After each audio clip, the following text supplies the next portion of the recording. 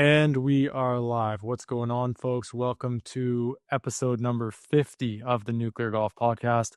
My name is John. I'm the co-owner of Nuclear Golf and TW Legion, joined tonight by Joey from Scheffler Fans, Ryan from JT Legion, and Hutch Bennett, one of our Nuclear Golf ambassadors. We have a huge show tonight, fellas. It's January 12th, and Brooks Koepka is officially returning to the PGA Tour. They announced today that they have created a new pathway for some of LIV's top stars. So we're going to get into that, what this pathway means, what it means for Brooks, Bryson, Rahm, maybe Cam Smith in there as well. We'll chat about that. We're also going to go into detail on LIV Golf's response to this news today. Going to chat about Anthony Kim making it into LIV over the weekend, and then we're also going to tee up the Sony Open. So let's not waste any more time, fellas. Let's get right into it. Let's get you guys' initial reaction to Brooks Koepka committing to the Farmers Insurance Open and the Waste Management Phoenix Open. Did you guys expect that Brooks would be back on the PGA Tour this soon, or does this come as a little bit of a shock and a surprise to you? Ryan, start with you. I mean, this is a little bit of a shock to me for sure, this soon. I was even talking, I think, in some of our chats earlier. I thought we would see him after the Masters, to be honest. I did not see this. You can call it a bombshell if you want, but it feels like a bombshell of like, wow, we're gonna just nitpick the way that we can get some of the top guys back on tour based off the qualifications, which I'm sure we'll get into. But yeah, I'm definitely surprised to see him back this soon. Did not see him teeing it up next month at the Farmers, and this is a very, very interesting decision to say the least. Hutch. I think we said last week that we kind of floated, and I may have even said that I thought he played three times before August, like outside of the majors. I didn't think it would be three out of the first seven events or whatever it's going to be. Like, it's just kind of crazy that it happened so fast. And I know we'll get a lot deeper into it, but it semi shocking just in the sense that it came out of nowhere. And it's just like, hey, by the way, he's going to play in 2 weeks. Joey. Yeah, I think it just kind of speaks to, I know we've heard some things and we've talked about chatters and rumors and, little inklings of information that kind of come out along the way, but I just feel like everything moves faster now. I think that's just the name of the game. I think that's what PGA Tour is doing and Brian Rolap's pushing for. I mean, anybody paying attention to college football right now, like the transfer portal is, my phone goes off every 30 seconds, I feel like, with some sort of transfer portal news. So I think it's just kind of the new normal is that a lot of this stuff happens not only behind the scenes, and props to PGA Tour and some of the people involved for being able to do all this kind of hush-hush, but also for moving so fast. I feel like 5 years ago, if you said something like this happened this quick of a turnaround for the tour, I would assume you're lying for sure. So pretty wild, but I like it. All right, fellas, let's get into the sequence of events here. There's been some reporting tonight from the Associated Press, Doug Ferguson, as well as Golf Digest, just regarding the timeline of events and how all this kind of transpired. So December 23rd is when Koepka's team reached out to the tour to officially reapply for his membership. That was apparently the first communication between his team and the tour. After that, they kind of left it, let it on the shelf for Christmas. They reviewed it after Christmas, not until like the first week of January. Brian Rolap convened his leadership team to address a pathway back for not just Brooks, but other LIV golfers as well. And then the first time that Brooks Koepka actually met with the tour in person was this past Friday on January 9th. That was to discuss, the specifics surrounding a potential return. Golf Digest reported the following. Rollup spent the weekend working the phones, discussing Koepka and the exemption with a dozen players and power brokers. Nearly all supported bringing Koepka back. Rollup has pushed for integrating the Koepka, Rahm, DeChambeau trio since taking the job. In his view, it strengthens the product and undercuts LIV's viability. And then today, the PGA Tour announced this returning members program. So let's get a little bit into that. For players who have won a major or the Players' Championship between 2022 and 2025. there's literally only 4 guys that fit this criteria. It's Brooks Koepka, Bryson DeChambeau, it's John Rahm, and it's Cam Smith, right? That's literally it. The tour has extended this same invitation to those other 3 guys. We'll get more into it after. John Rahm's already saying he's not going anywhere. He's staying on Live Golf for at least this season, I would imagine. Probably too much term was left on his deal to just get out of it that easily. Anybody who takes this offer is going to face a 5-year forfeiture of equity. In Brooks Koepka's case, they estimate that it would be between $50 and $85 million. He's also going to make a $5 million contribution to charity, which will be agreed upon between Brooks and the tour. Fields will be expanded for any event that Brooks ends up playing. He's eligible for the players and other full field events, but not signature events. He'll have to earn his way into those either by winning a tournament or through the Aon Next 10 or the Aon Swing 5 or by being in the top 30 in the official World Golf ranking. So just want to get your guys' thoughts on this creation of this new pathway. Ryan, what do you make of this sort of path back for these guys? And do you think Brooks is going to be the only one, or do you see a Bryson or a Cam Smith accepting this option as well? What do I think of it first? I think this was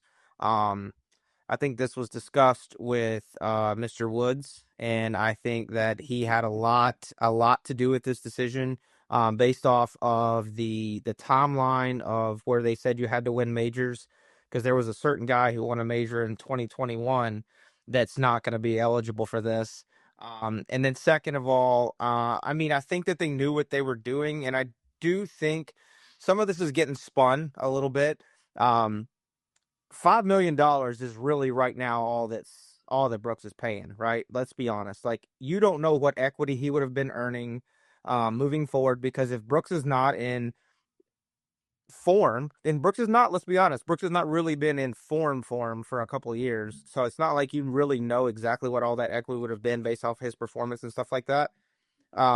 But I do think this was tailored to this was a nuclear strike, no pun intended. I mean, this was to live. I mean, they were going straight for Bryson, they were going straight for Rahm, they were going straight for Brooks, and Cam Smith if he wants. You know, we know Cam Smith's motto about golf. He's just good at it. He likes to do it, but it's not his favorite thing to do. So, I just think that this was a very strategic verbiage moving forward.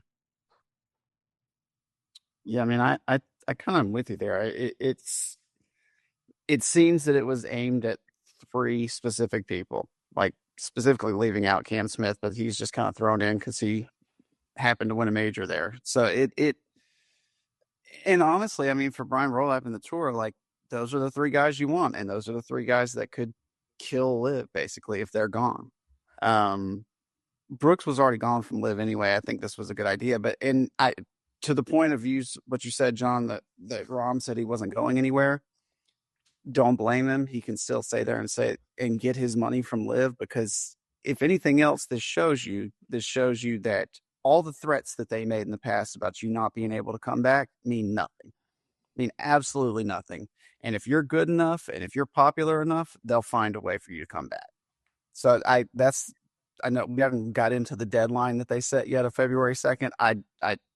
That deadline could mean absolutely, it could not mean less to me than it does now, because if you're good enough, it doesn't matter what day of the week it is or what day of the year it is, they'll find a way for you to come back. Well, it's just ironic, and it's clearly, like you're saying, catered specific. I mean, they basically said, all right, we need this to be a formality. We can't just basically handpick guys to come back. Let's brainstorm for an hour. Let's roundtable this thing. We'll chat GBT. Let's figure out what qualifications we need. They probably plugged in 3 players, said, yeah, we want these guys, make the whatever we need to do. And then, Grok or ChatGPT just couldn't spit out without Cam Smith. So they're like, you know what? It's fine. We'll take him. But it works out for the PGA because, I mean, it sounds like Brooks was the one that reached out first. The PGA, they can't make something like this and then have nobody from Lit accept it, because then they just look, it's a terrible look. You're like, okay, you just casted your net and you didn't drive anything. So, I mean, I think that it was a light bulb immediately when Brooks reaches out, supposedly first, because they're like, all right, now we can cater this to Brooks to make a loophole for him to be able to come in, and we can sweeten it a little bit by adding, hey, I know we're not talking to y'all yet, but here's some caveat that there's a couple other guys that really the only ones that we want that can come in with it. So, I mean, in terms of scenarios, I mean, you couldn't draw it up any more perfect for the PGA. And I mean, if you go back to what we talked about, we had so much of Rory talk last week. If you really read between the fine lines here, let's not pretend that Rory didn't probably know that this was going to happen already, and that's why his tune changed quite a bit. So I do think Brooks kind of knew what was in the cards, and I think Rory knows what was in the cards because I'm certainly he was highly consulted on some of this, regardless of whether he's on what committee or what board. I'm certain he was in the know. So I think it makes more sense now. I feel like a little bit dumber that I didn't think that this was going to happen sooner, but I think the writing was on the wall. If we really look back at what we talked about last week. Yeah, so the Associated Press went into a bit more detail. They actually got an exclusive interview by phone this afternoon with Brooks. They reported that Brooks arrived at PGA Tour headquarters last Friday. Apparently, he was unaccompanied. He came on his own. He entered through a side door, so I don't think there was a whole lot of fanfare there. They probably limited access, and only a few people knew that he was even there. This interesting quote here, though, he said, "I needed to be there with my family over the last few months." Obviously, it's been well reported that his wife Jenna had an unfortunate miscarriage. He said, "I needed to be closer to home. I was able to get out of the live contract. Everything lined up perfectly, and I was able to get back on tour. I'm happy and grateful it was able to come to this." He also said, "I've got a lot of work to do with some of the players. There's definitely guys who are happy and definitely guys who will be angry. It's a harsh punishment financially. I understand exactly why the tour did that. It's meant to hurt, but it hurt a lot of people," talking about his initial departure. He said there was no negotiating with regards to his return to the tour. "It's meant to hurt. It does hurt, but I understand it's not supposed to be an easy path. There's a lot of people that were hurt by it when I left, and I understand that's part of coming back." So, Ryan, the other thing I wanted to ask you about, I mean, this does address the top stars, but obviously the big elephant in the room is that it does not provide any sort of pathway for any of those run-of-the-mill mid-tier live guys, right? Like Joaquin Neiman, for example. What happens with a guy like that? Like, we know the tour is not interested in an Ian Poulter or Lee Westwood or any one of that sort. But a Joaquin Neiman, well established, won several times on the PGA Tour when he left. What do you think of those guys? How do you see the future for them? I mean, I think it's just unfortunate the situation that they're put in right now, in this scenario, right? But if we go back and look at this in totality, they knew what they were signing up for. They had no idea that this was going to be a provision that was coming up. I know Hutch has got some things to talk about the points and strength of field stuff, so I'm going to let him speak to that. But it's just unfortunate because I think I speak for most of us. We would love to see a Terrell. We would love to see a Wacko back on the tour. Like there's all of us would love to see it. We'd love to see him in the majors. They tend to show up. But it is unfortunate that they just fall in that slightly lower tier. And I mean they're classy golfers. They're grade A golfers, but they're just not a top name. So it just falls on them. But it's harder for them. But it kind of part of me is like it's hard to feel truly bad for them because I know that they got a bag and I know that they knew what they were signing up for. But this is, let's be honest. I mean, these tours are trying to make their tour the most successful it can possibly be, and this is exactly what the PGA Tour is doing. And it's kind of hard, whether you're a tour guy, a live guy, or whether you don't care. It's kind of hard to blame a guy or blame a group for trying to better their business. It's also funny how quick Brooks went right back to towing the company line. Like, just straight off the bat, like, it's a harsh punishment, but it's meant to be harsh. It's financially tough, but I hurt a lot of people when I left, and I'm sorry. Like, come on, man. Like, and to your point, though, Ryan, I feel terrible for those other guys. And really, maybe this won't end up being as big of a deal if Liv is able to negotiate to keep Bryson and keep Rom. The tour is still fine. Liv is still just fine. But if they lose those guys, then we're in a world of trouble. They'll eventually, if the tour were to shut down, I mean, the PGA Tour would be forced to make a way for them to come back. They'd have to, because at that point, you just got a bunch of guys with no ship, basically, that are uber talented and who are marketable. Like Terrell Hatton is a dream for a mid-30s golfer. Like he's the guy. He's the most entertaining guy that we watch on TV because he talks like we do and he acts like we do when we're out on the golf course. Neiman, he's a young hot shot. Like he's on the way up. You've seen him be electric and he can do all these great things. And I think eventually, like he's going to win a major because he's uber talented. He's way too talented to not do it. So there's some very marketable stars that I think that they could get back. It's just unfortunate that they're kind of cut out right now. But again, like we just said, they made this rule for 3 people. They want the 3 biggest people. They can also, at any point, just snap their fingers and make more rules for these guys to come back. It's just how it works. That's the thing is exactly what they did here is that they stood their ground. They know that they kind of have the upper, the height advantage, whatever you want to say. That they're taking it chunks at a time. Like they're not going to jump the gun and try to get some of those mid-tier guys because they know that process this, see what happens. They know that as their leverage goes up, the quality of Liv probably deteriorates a little bit, and it's going to start squeezing those mid-tier guys anyway. And then you kind of, I mean, from a PR standpoint, you want to put the ball in their court and make it look like they're trying to come to the tour because of what's happening, what's taking place. You don't want to take this news of Brooks and then the PGA Tour looks desperate saying, all right, I want you, and you. Like, let me grab all these guys. I think they're in an extremely, leverageable position to be able to just sit and wait. And when the Walkos and the Tyrrells of the world want to come back, you're right, Hutch. They can literally just come together and make any stipulations they want.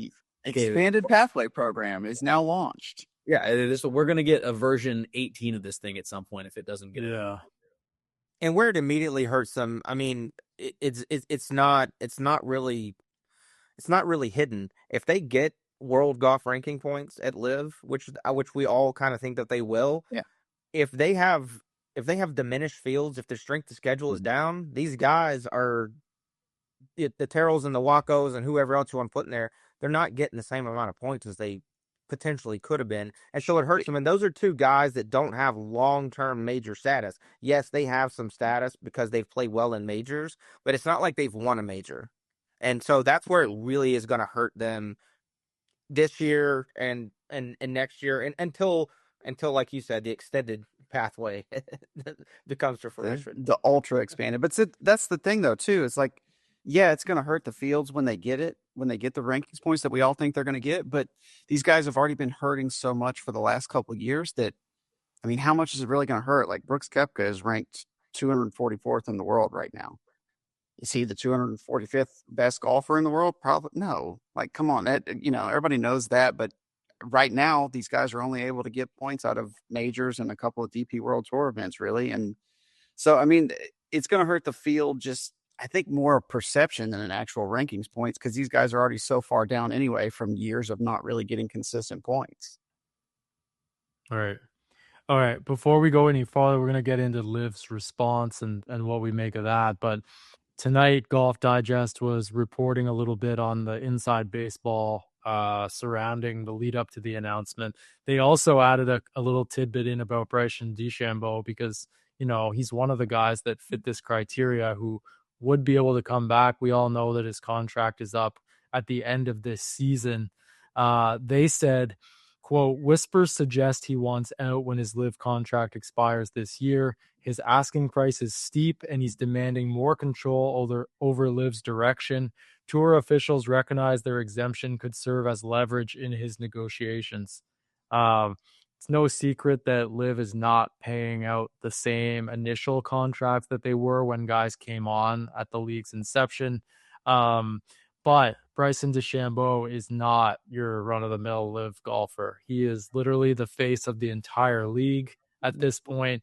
He'd be wise to be demanding hundreds of millions of dollars Dan Rappaport floated like he said like Bryson should ask for no less than 500 million US dollars. That's what he said today.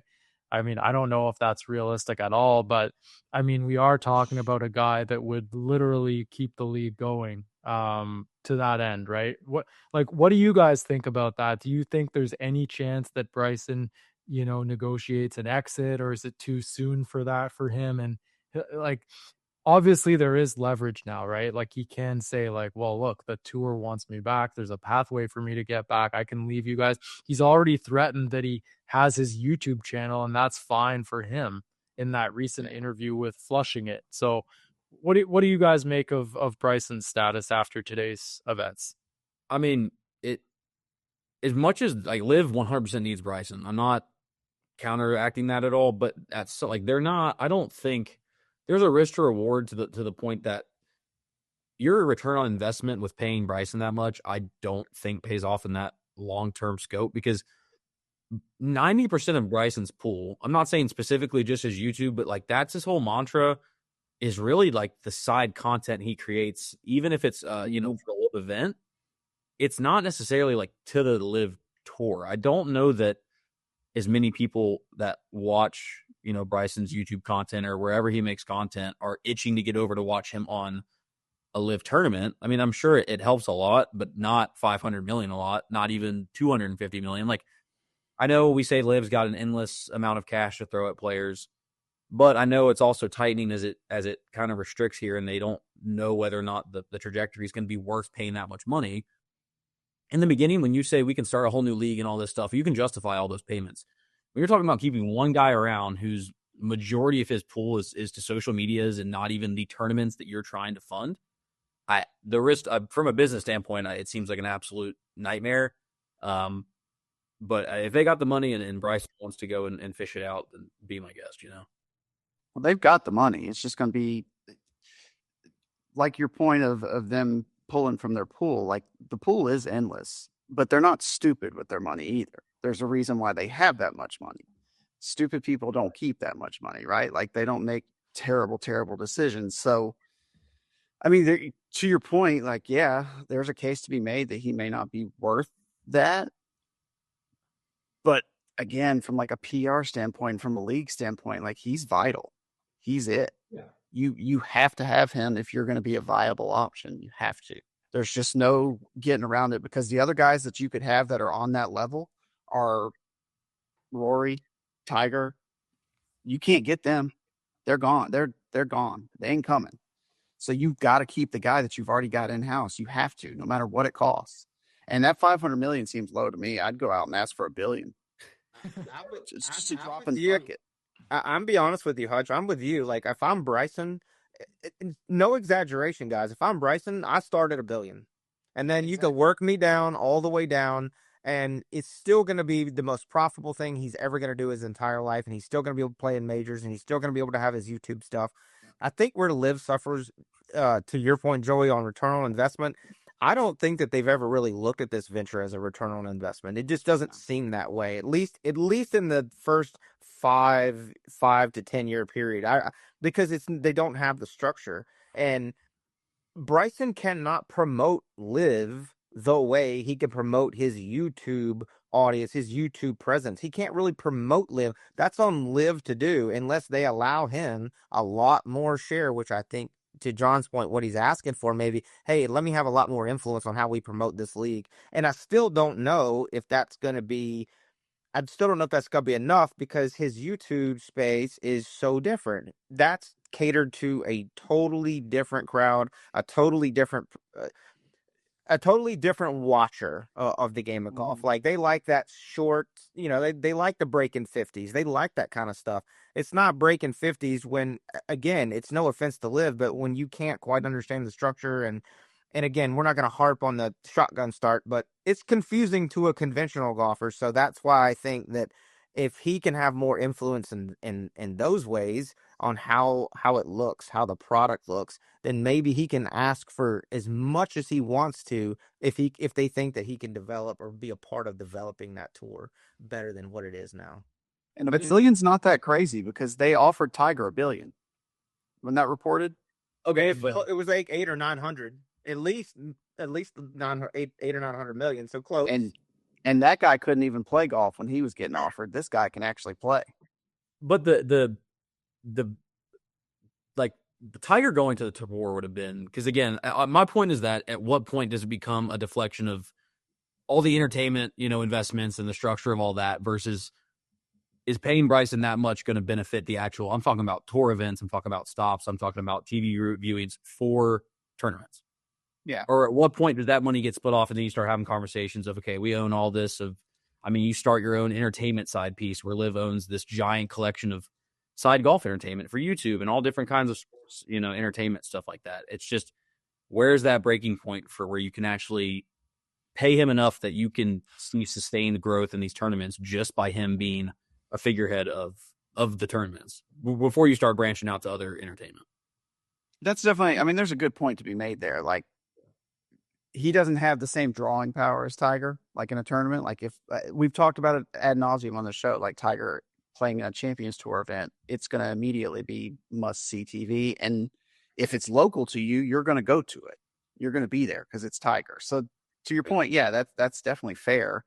But still, like, this is a whole new generation of, like you say, the social media viewers, the YouTube consumers, all those guys, that the young kids that Bryce is bringing in. Because I don't know that the difference necessarily is the next 5 years for Liv so much as the next 10, 15 years. If they want to make this thing a long-term deal, you got to get those guys in early, get the young kids now who grow up on it, and then eventually just it expands and develops into further and further, and it becomes a bigger and bigger entity. With regards Let's to not be mistaken real quick on Bryson. Like, his draw is he's bringing young people to the game of golf. He's not bringing young people to the game of tour golf, playing 4 rounds, playing 72 holes. He's trying to get people into the game of golf for health reasons, for getting people off of their screen time reasons, to get people out to enjoy it with their friends, their family, create competitions. That's his draw has never been, at least I've never heard him say, man, I can't wait to get all these kids into the tour. Because let's be honest, there's only the top 1% of 1% are the guys that are going to be on tour anyways, or on any tour. But if he can get them into enjoying the game of golf and growing this, truly growing the game, which I think he is doing with YouTube, to be honest, that's his draw. It's not Live. And it's not the tour either. It's his game. His draw is just to get people into play.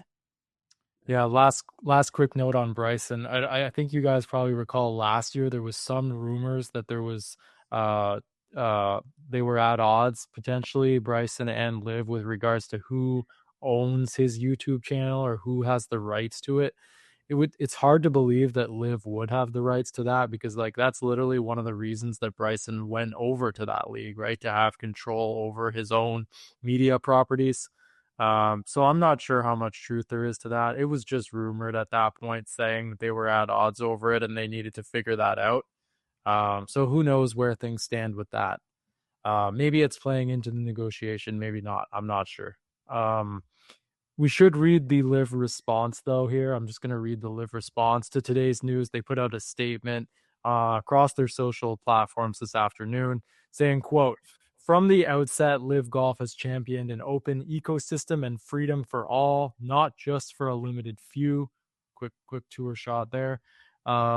One that supports players' rights to compete across various platforms, reinforcing the belief that the growth of the game is best served when the game's best players are empowered to seek the most competitive environments around the world. Live Golf's vision remains unchanged: to grow the game of golf globally. And as that vision gains momentum across the broader golf landscape, the capacity to deliver on it continues to strengthen by expanding pathways and opportunity beyond any single institution or interest.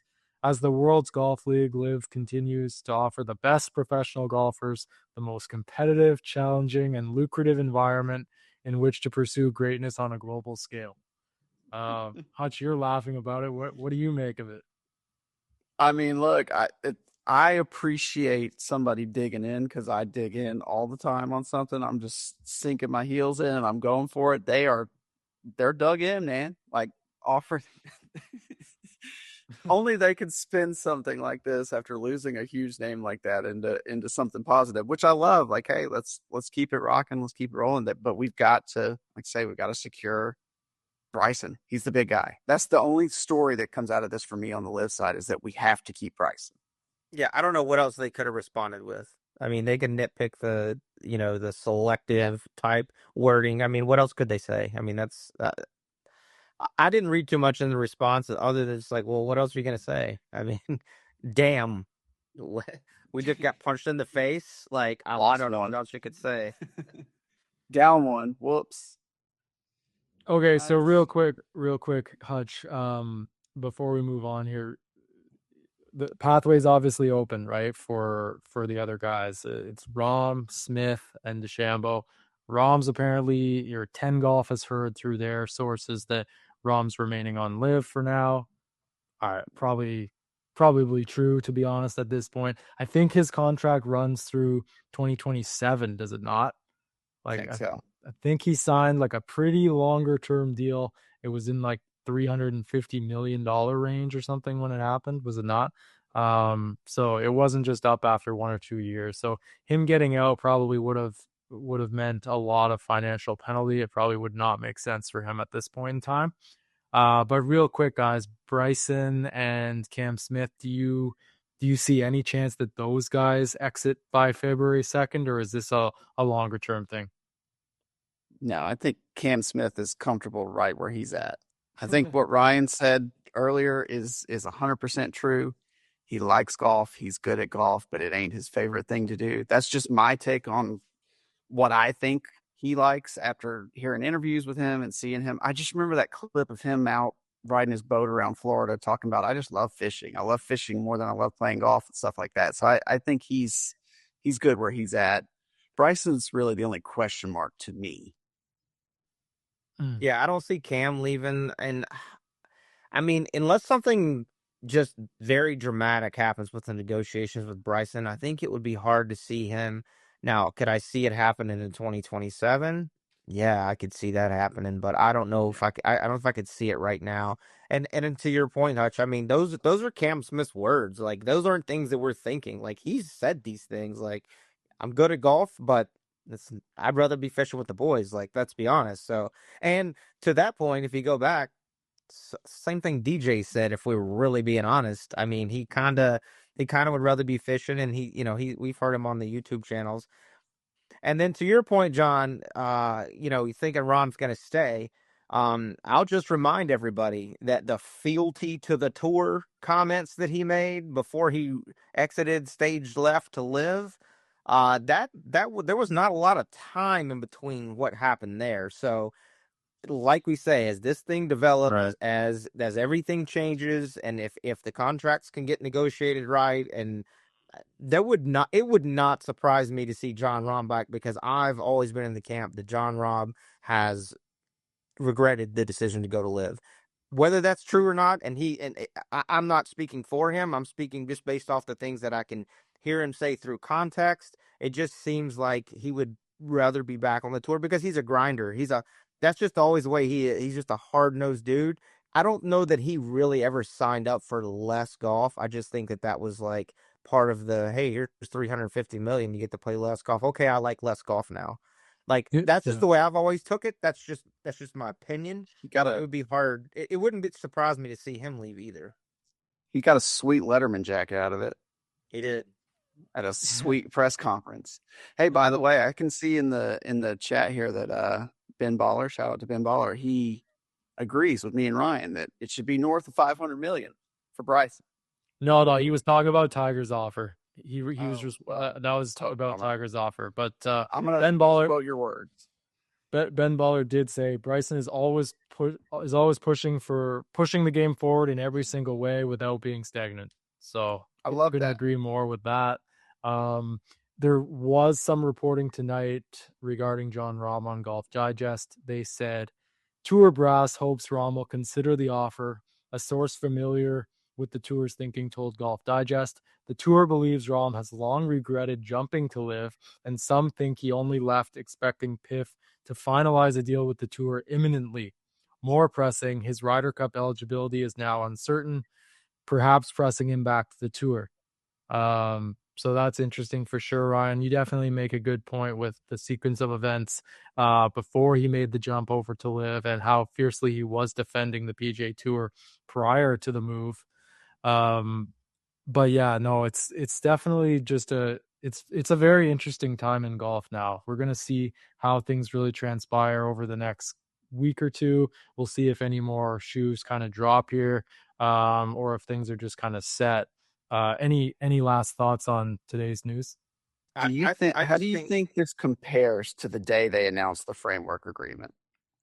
Because I feel like it's right up there in terms of rare. It's up there. I don't know if it's at quite at that level at that time, because at that Mhm. time things were so divided. Um, right? And news of any coming together at that point was just so welcoming. Everybody wanted that at that time. Obviously it did not go the way people maybe had hoped initially.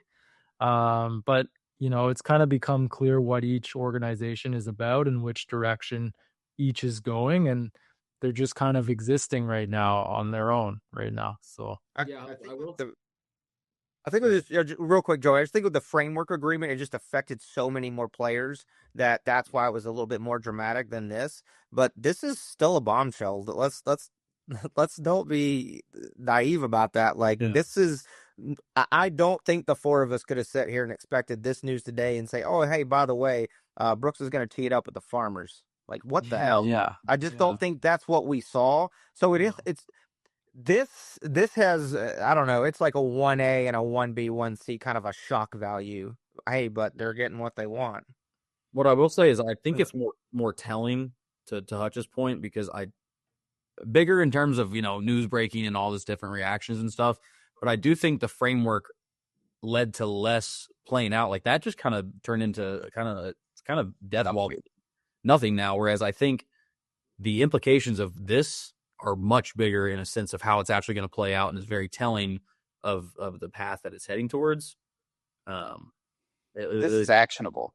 Yeah. Whereas that was just kind of words. But see, that's the thing too. Like my last thing on this whole deal is Ryan, you talk about Rom's comments before he left, and there's been so many people who said stuff. And the one thing that I'm taking away from all this is that words from both tours and from all players essentially mean absolutely nothing. Like they're just turning around on it. There's so many comments where you've heard people say they can't come back, screw them, whatever, blah, blah, blah, blah, blah. John Rahm's comments about being loyal to the tour. There was that, you know, PR movement where all those big players put out their statements pledging their loyalty to the tour, and then they all left. Like it just changes so much, and it makes it hard for people to believe what people are actually saying. Actions are the only thing that really matters at this point, and we've got some real action from the PGA Tour here. It may only be geared towards 3 people right now, but there is some action. Yeah, and I will say this, and I think we can all agree on this. Brooks has been pretty freaking consistent from day one. Like Brooks was never I'm growing the game guy. I mean, he was pretty much this whole time the money being money and more time with his family. And with his more recent statements, I know that's going to be looked at as hypocritical, but obviously he's been through some tragedy with him and Jenna, obviously. So Yeah. I think that's what he meant about being more close with his family. And I do think that him playing more in the States is going to provide him with that option. Is he going to be playing more golf? Yeah, but is he healthier now? Maybe that's also there too. So I just look at this as Brooks is not the bad guy in this, in my opinion, in any way. Like he's pretty much stayed true to himself, and he is gonna potentially have a very high financial penalty for this. Those numbers that they threw out, 50 to 85 million, that's not guaranteed anything. You can't guarantee Brooks's health. You can't guarantee Brooks's performance. You can't guarantee anything outside of like he's gonna freaking show up in majors because that's what he does most of the time. But I just I just don't want him coming out looking like the bad guy, even though I know there's a large sector of our audience that's probably just going to say, he's a hypocrite about all this. But I just don't see it that way because we would all do the same thing. Let's be honest. Is it public record? Like, how much have players actually been paid out as part of this equity stuff? Or is it just hypothetical money at this point? I don't know the full particulars surrounding the program, to be honest. I know they just recently expanded the program to include more guys. Initially it was just kind of the top guys, but now it's been expanded. Um, the original deal was the like Strategic Sports Group was investing 1.5 billion, and then they were going to invest an additional 1.5 billion if a deal had come to fruition, right? That was like the original thing. The equity stuff, I'm not sure. I don't think a lot of it is disclosed, to be honest. A lot of the details are private. But guys, look at these comments. Stuff is gonna be right. Like equity stuff is not always super transparent. Like it's not like at the contract. It's not like, oh, we've got to get this guy under the cap, so we have to disclose. Yeah. So I think that's based off of how they work their financials on the back end, because equity is based off of how much money you make and how much money you spend and what the hell's left over. Let's be honest. So Just like fantasy money at this point. Comment here from Shane over on X, who says, "What about Wesley Bryan, who obviously was serving out a suspension for simply participating in a live creator event? I believe is that Joey. Is that what his suspension came from? Yeah. Like what happens for him? Like right now, the tour is not concerned with it. I'll tell you that. Like until someone makes a Brooks is like 99.9% of their focus. It's a valid point, 100%, because you're talking about optics and you're talking about a guy that walked away when it was the whole craziness of all that happens. And Brooks was a major key of walking away from the tour and kind of pioneer of live. And you kind of welcome him back with open arms. And then Wesley Bryan's just trying to go maybe make some extra money, get his face out there a little bit more. They just strike him down. So I mean, they'll figure it out. Like it's going to be a slow play, but they'll agree on something, especially with the cards kind of in the PGA Tour's hands right now. And this we talked about how stupid it was at the time. Like we all talked about how stupid it was at the time that he was suspended for playing in a YouTube event. Yeah. And this is not shade at Wesley, like by any means, like or a player of Wesley's caliber, like. But the tour's language today was very specific that we give a damn about 3 people right now to come back to the tour. Let's be honest. Like let's just say it how it is. It's not, and you can throw Cam in there too, sure, but we know what they were looking for. And they've literally said that in the golf, like they're, providing sourcing to Golf Digest, and it's literally about those 3 guys. Brian Rollap's telling, like wherever these sources telling Rollap, that's who he's been targeting since he became the CEO, to integrate those guys back into the tour, however he can do it, would be a positive development. Speaking of developments, we have an update on the Pat Perez situation. It was reported a week or 2 ago that he was going to be serving out a 1-year suspension, not for his play on Live, but for being a broadcaster on Live, which everyone didn't seem to really agree with. Well, his bio over on Instagram has been updated, and it says reinstated to PGA Tour. That happened over the weekend. So, he was kind of the first shoe to drop here before this Brooks news even came out. So maybe Pat Perez is on to the Champions Tour. That's what he had been wanting to do for quite some time now. Seems that things didn't really end the best with Liv, and now he wants to pursue the Champions Tour. He turns 50 in March, so it'll be interesting to see if he makes an appearance over there in just a few months. I want to get into the 2026 Live wildcards. Richard T. Lee from Canada was first place in the Live Promotions event over the weekend. Bjorn Helgren was second, and third place, earning a wildcard spot, Anthony Kim. He's earned his way back onto the Live Golf Tour. This is definitely a positive for Liv, this development. He played so well over the past few days. I did watch most of the final round yesterday. Mm-hmm. He was hitting shots when he needed to, recovering, making putts. He clearly has the game. It's pretty wild to only pick up his sticks a couple months prior to his comeback, and then obviously grinded it out on as a wild card for those first 2 seasons. Now he's fully earned his way back. What do you guys make of Anthony Kim? And he said, the winning is about to come back. Like he said, he's going to win tournaments soon.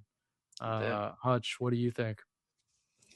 I mean, it's inspiring and it's great to see, right? Like he worked his way back from a lot of stuff that we don't even know about yet until his documentary comes out. But we know there was drug addiction in there. We know there was a lot of he didn't play golf for 10 years basically, and he's worked his way back. It was looking back on it, it was unrealistic for us to expect anything other than him struggling heavily after just practicing for a few months prior to making his re-debut or whatever. So for him to earn his way back, and you could sense in his post-round interview how proud he was of this accomplishment.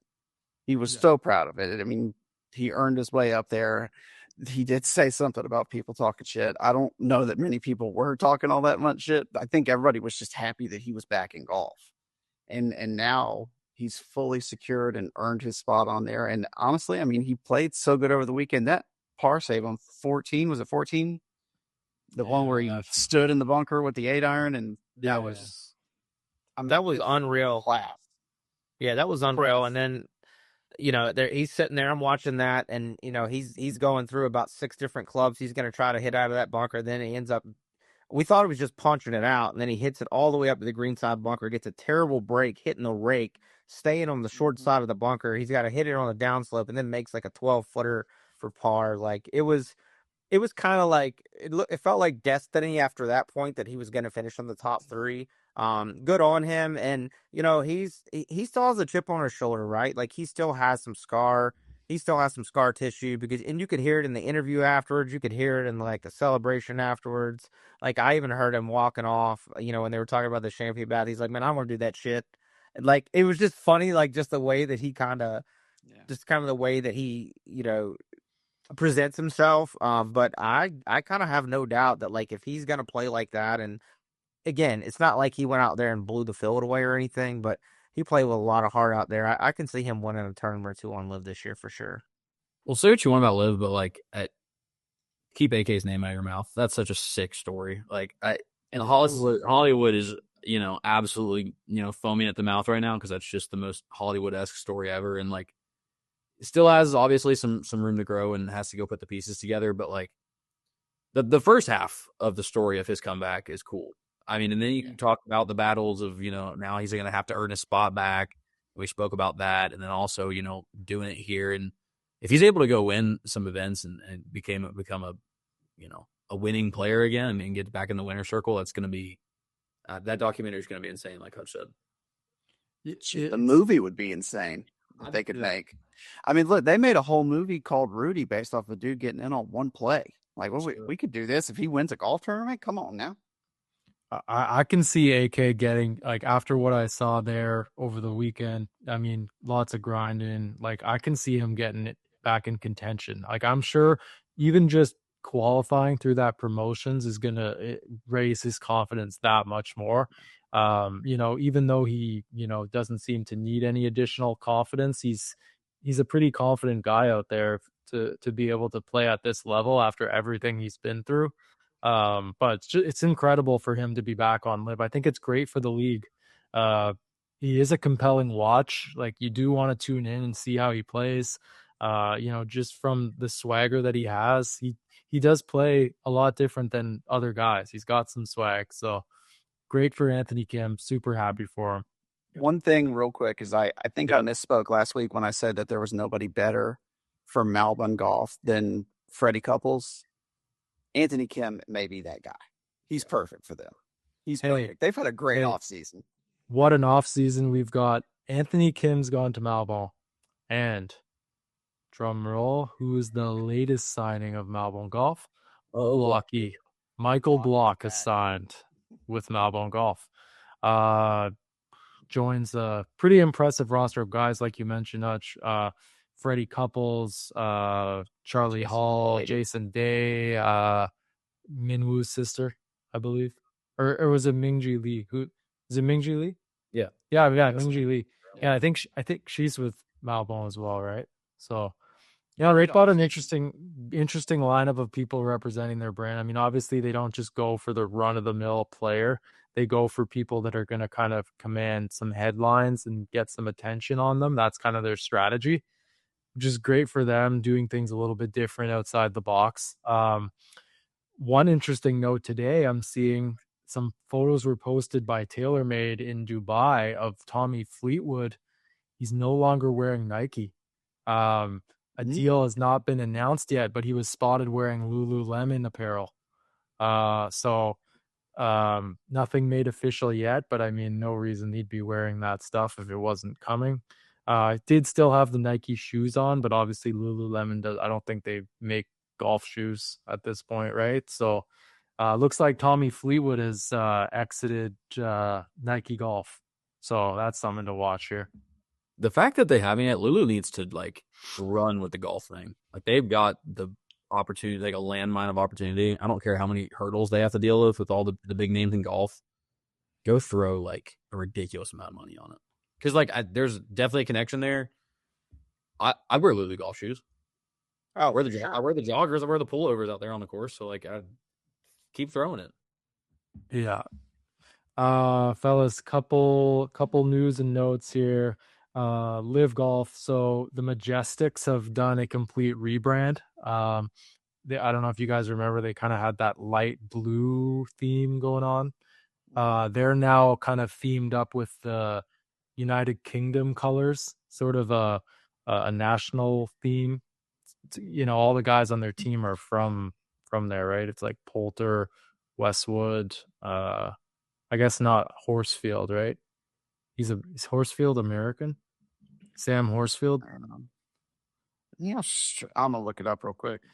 But also today, the Ironheads have been rebranded to be the Korean Golf Club, which is interesting. Completely different direction. And I will say they did need a rebrand. It was pretty rough with the gray and black. You know, not a whole lot of interest there.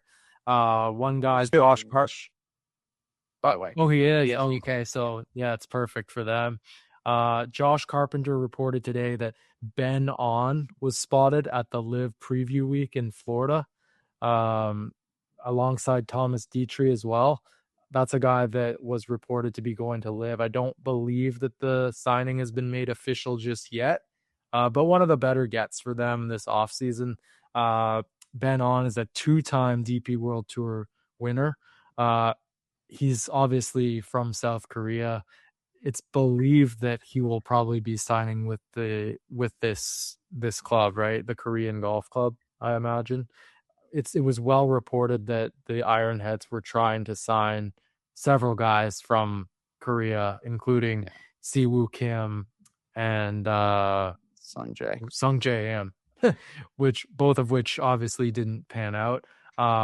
Ben On's been also rumored for quite some time, so I think this is just kind of getting across the finish line here shortly. But all indications point to him joining Live shortly.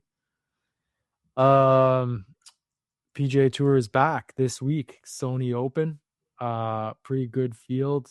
Ryan, who are you looking to watch this week? Obviously, we don't have the Century this year. It's just getting going and at the Sony. Golf Digest has also reported this past week that this could be the last time that we see the PGA Tour tee it up in Hawaii. The future of the PGA Tour in Hawaii is very, very uncertain now with this new reimagined schedule that could be coming to fruition in 2027. What do you make of this potentially being the last time we see golf in Hawaii? I mean, I don't agree with it. I don't like it. We talked about before we came on. I mean, you've seen some recent photos of Kapalua, and it looks pretty much amazing. So it's kind of disappointing that we're not starting there. I love starting the season in Hawaii, and I would venture to say that a lot of the tour guys too. It's like a nice January vacation for them, and get to start. It's kind of I won't say it's lackadaisical, but it's just kind of a nice way to get yourself into the season, and it produces great winners too. Let's don't be mistaken about that. Um, I don't like, I don't like that. I think we need to play golf in Hawaii. You know, as much as I think we need to expand different locations in this in the continental, like I do think that we need to play golf in Hawaii. I mean, we got some good golf courses over there. And as far as this week, hey, I'm going. You know, Team USA, man. I'm looking for Russell Henley or Keegan Bradley to probably come out with a good performance this week, to be honest. In Morikawa playing? Yeah. Who? Yeah, he is. Colin? I Who? think that'd be a good one to watch out for. Oh, I get it. Yeah, I agree with Ryan. I get it. I know we've talked about the strategic move of trying to change the schedule and stuff, but I don't think it's taking that much from the schedule. I'm sure that there's some minute data to it that is making the tour possibly consider that option. The time of the year, I think it just gives a good preview to the PGA season. Like I think I don't know, when I go and turn on that TV and I see it's like 80 degrees and sunny, I'm like, this is going to be awesome 3 months from now when I get to experience this. It's like it's slowly creeping. And you're right. It's like beautiful golf courses. It just gets you in a good mood to see somebody else enjoying beautiful golf weather, and it sets the tone right for the PGA season. So I mean, it's unfortunate. I hope they don't go that direction. If we could even just keep a little Hawaii in there, that'd be great. You just look at it geographically. It's like, hey, they start out in the middle of the ocean, they work their way back to the West Coast, and then work their way this way. Like, it's just nice. The only thing that I've heard, and I don't know if this is legitimate or not, but it kind of makes sense because Hawaii is expensive to do everything out there. But they did say it's the production cost to put on golf tournaments out there is what a part of their decision is. Whether that's true or not, I don't know. But I don't think we should move away completely from Hawaii. At least one tournament. Yeah, just keep one of them. I think that's a good compromise. I mean, I get they're reducing the schedule or whatever, but this is kind of like to your point, Joey. It's the traditional kickoff of the season. It's fun. It's a nice little preview of our own lives that we get to see in a few months. I just I don't agree with losing it, but Kapalua is so great. Like there needs to be something there of substance. Nobody's writing home about the Hall of Fame game. I still watch it. Exactly. Because it is means for what to come, or for what is to come. Yes. When that happens, football season's here. We're gearing up. Like it's just same with even spring games for college teams. It's like, you know what? Someone's playing football. We got pads on. Without there, This is just a fucking great example, Joey. I mean, we all look forward to them starting off the year with between 400 and 460-yard drives on some of those holes. Like, we love seeing that. Like, who doesn't want to see that? I mean, that just gets me into the year. It makes me think I can hit it further potentially, which I know I can't. Fellas, we also have the Dubai Invitational taking place this week. Rory has gone back across the globe to Dubai. He's playing this week. Tommy Fleetwood, Lowry, Francesco Molinari, Patrick Reed, Ryan Fox, Nikolai Højgaard, Eugenio Chacarra is playing. Some notable names over in Dubai this week. Not a fully loaded field, but obviously lots of guys playing on at the Sony this week as well. Sony is a long time coming. It's been so long since we've had, a real golf tournament taking place. So it's just so great that golf's back this week. Any closing thoughts from you guys on, one thing I wanted to mention after we had our episode last week, the WTGL League was announced, which is a women's edition of the TGL Golf League. It's going to be apparently launching following the conclusion of the 2026 LPGA season. Ryan, what do you think of the WTGL coming to fruition? Do you think they should have just integrated a couple of either co-ed teams or a women's team into TGL, or do you agree with this decision to go full women's league? I mean, this whole thing is still such a startup that I don't want to give it too much criticism. But for me personally, I think that TGL would be a fantastic co-ed product.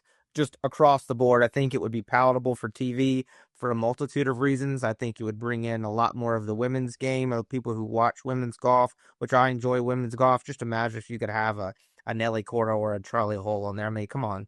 Like, we know what ratings that's going to do. So I would definitely rather have it as a co-ed league, but maybe it evolves to that like very soon. Maybe it's like, hey, we realize this is not great. This is not working. Maybe this is going to work better. I could definitely see that. I mean, obviously you got to have buy-in from the owners and all these investors and all that stuff, but I prefer as a co-ed league moving forward in the 27, 28, 29 season. Especially as they add teams to the TGL. Like, you're going to need more players, right? Like, so I don't know. I think after a year or two, like to your point, Ryan, if the ratings are low enough for one or the other, they might try to combine and get the best of both worlds. But that golf league is for entertainment. It's not the competitiveness that you're out there for. So I think to your point, it would be absolutely the perfect thing to be a co-ed league.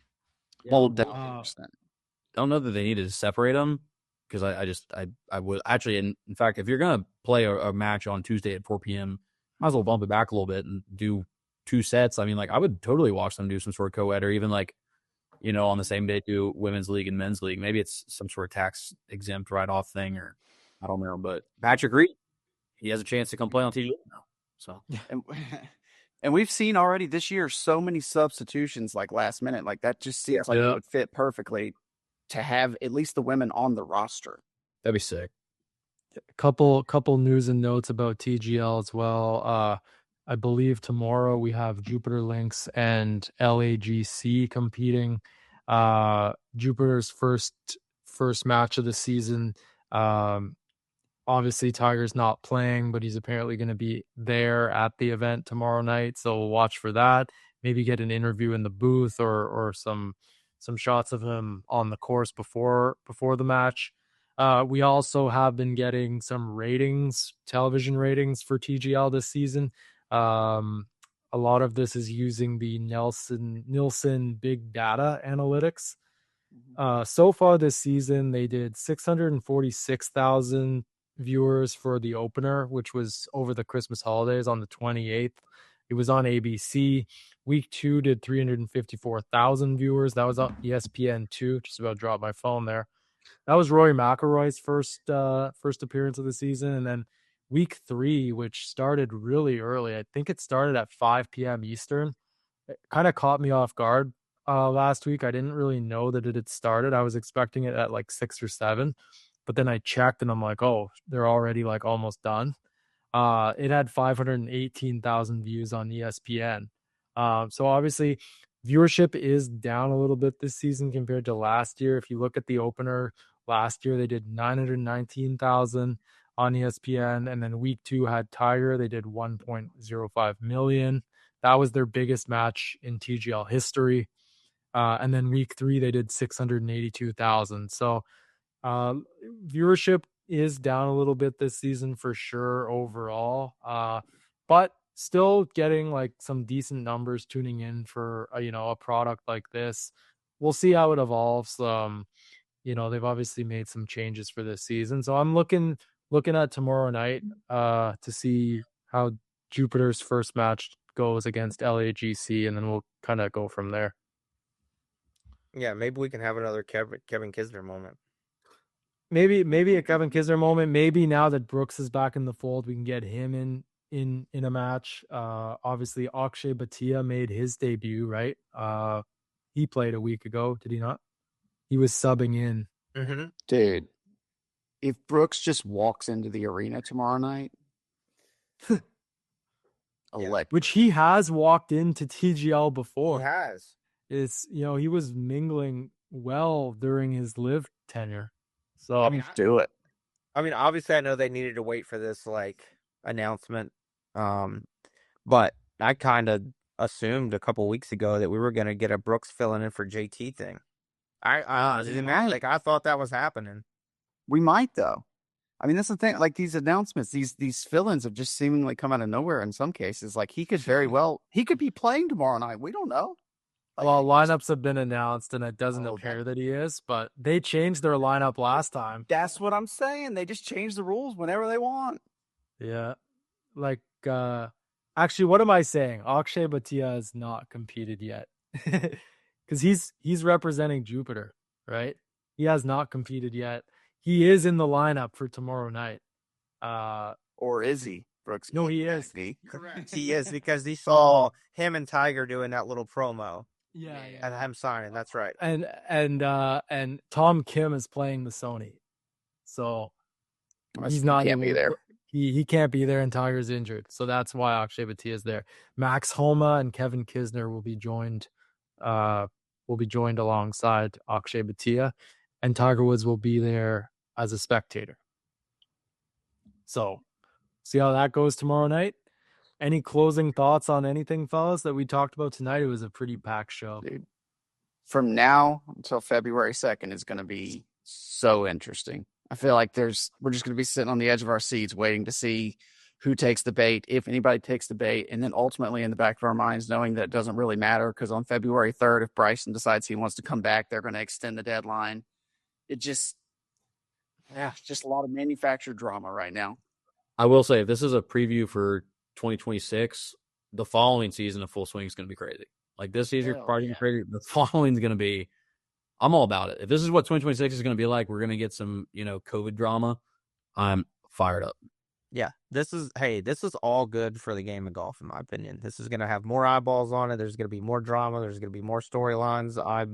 I'm down for all of it. And if Bryson and John Rahm want to check out and come back, I guess 2027 will be an interesting year for Liv. All right, fellas, I think we're going to wrap it there. Just want to thank everyone for tuning in tonight. We had over 10,000 viewers so far on X. We appreciate you guys for tuning in and supporting our show.